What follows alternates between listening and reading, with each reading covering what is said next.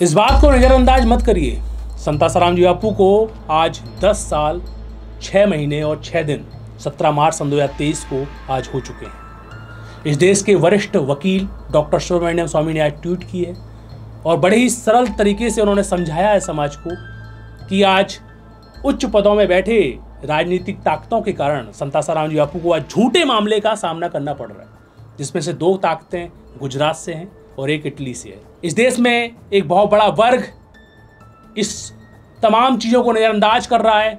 इस देश का एक बहुत बड़ा वर्ग खामोश है, क्योंकि ये वही 2 लोग हैं जो गुजरात के हैं और आज बड़े बड़े पदों में आसीन हैं। लगता है उन लोगों को या तो डर लगता है या तो उनका दिल और दिमाग उन्हीं 2 लोगों के अनुसार धड़कता है। सच की परिभाषा को आज डॉक्टर सुब्रमण्यम स्वामी ने समाज के सामने रखा और आज भी वो अपने दर्द को बयां कर रहे हैं कि खुलेआम कैसे अत्याचार हो रहा है। लोग मेरे से कई बार सवाल करते हैं, रूपे भाई आप तो संतों के इंटरव्यू वगैरह बहुत सारे लिखते हो संत आसाराम जी बापू के विषय में, चलिए संत बोला करते हैं तो अध्यात्म का उनका सब्जेक्ट है। स्वामी का तो कोई अध्यात्म का सब्जेक्ट है नहीं ना, वो तो इस देश में पढ़े लिखे बड़े बुद्धिजीवी कहे जाते हैं। तो क्या आपको आज उनकी भी बातों से आपको आज ऐसा लगेगा कि चलिए ये तो आसाराम जी बापू की महिमा गाएं क्योंकि उनके दिमाग में सॉफ्टवेयर फिट कर दिया गया है, आप यही बोलेंगे क्या?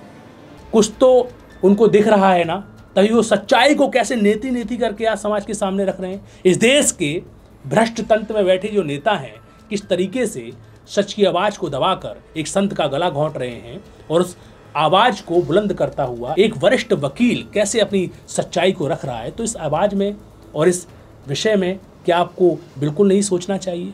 जरा आप अपने हृदय में हाथ रख के एक बार सोचिए कि किस तरीके से एक संत के ऊपर अत्याचार हो रहा है और इस देश में भ्रष्ट तंत्र को गति देने के लिए जो आज राजनीतिक पार्टी कंट्रोल पॉलिसी में इंसान को गुलाम बनाकर क्या देना चाहती है और एक संत समाज को क्या दे रहे थे, वो दामन छीनकर कैसा अत्याचार किया जा रहा है, इस पर आप एक बार जरूर फोकस करिए।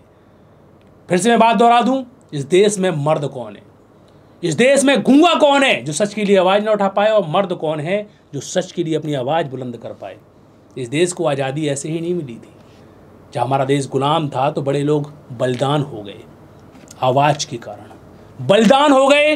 अत्याचार को वो देख नहीं पा रहे थे, समाज को एक प्रेरणा मिली उसके कारण। आज खुला अत्याचार हो रहा है तो क्या आपका दिल नहीं धड़कता? क्या आप अपनी आवाज़ को बुलंद नहीं कर सकते? अरे चलिए, इस देश के सेलिब्रिटियों को हायर कर लिया गया है, इस देश के कथित कहलाए जाने वाले बुद्धिजीवियों को अगर हायर कर लिया गया है तो आप तो एक आम जनता है ना, तो आपका दिल भी धड़क सकता है, क्यों नहीं धड़कता?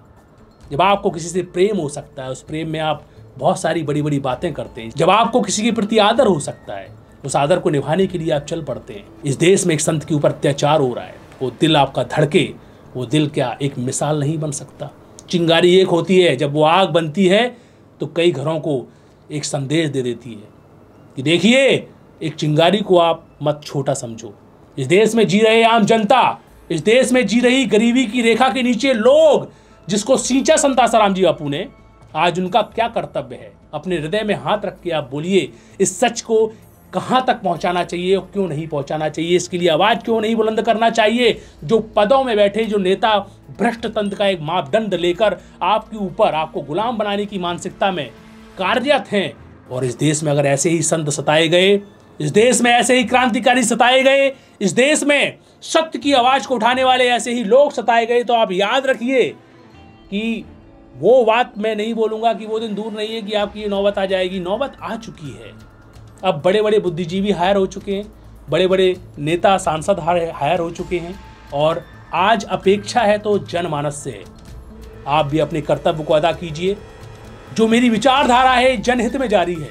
जल्द ही मिलूंगा नई जानकारी के साथ। नमस्कार।